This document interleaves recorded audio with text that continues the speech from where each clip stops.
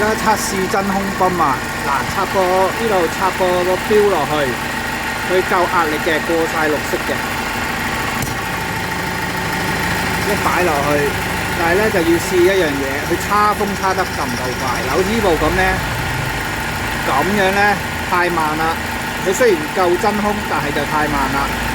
咁咧有時咧都會係turbo呢條喉咧，turbo呢支雞扯風扯得犀利，咁所以咧都要試埋呢個嘅。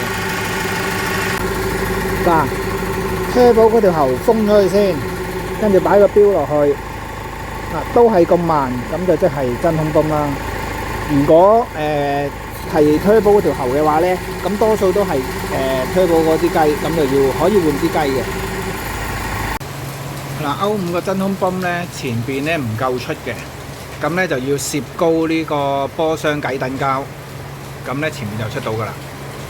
咁咧而家開始咧喺前邊咧就插嗰個真空泵啦，後邊3口螺絲。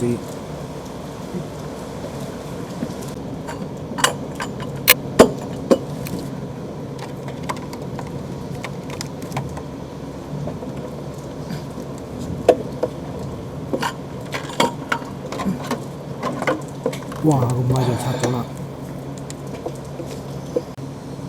嗱，咁咧我都係換翻個二手落去啫。咁呢個位咧，呢個膠圈位咧，一舊咗咧，通常2年車度咧就開始漏油噶啦。咁所以咧，我裝呢個位咧，我都會擠3口膠嘅。咁但係咧就唔好擠原廠3口膠，擠啲普通3口膠，因為如果唔係咧，第時咧拆咧好難拆。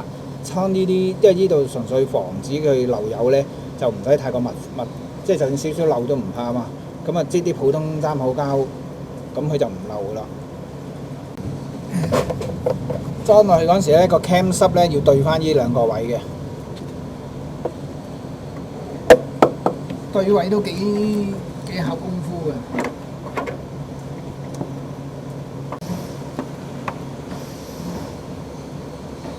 好，一定要捧到入去貼晒。先至可以上螺絲嘅，如果咪會爛嘅，唔可以用啲螺絲扯佢埋去嘅。你就睇到裝貼咗啦，跟住先上螺絲。而家搞掂着車匙，俾個錶女試下，試下個turbo嗰度嗰支雞有冇扯風。嗱，嘭嘭聲咁樣上咧，咁即係個turbo冇事啦。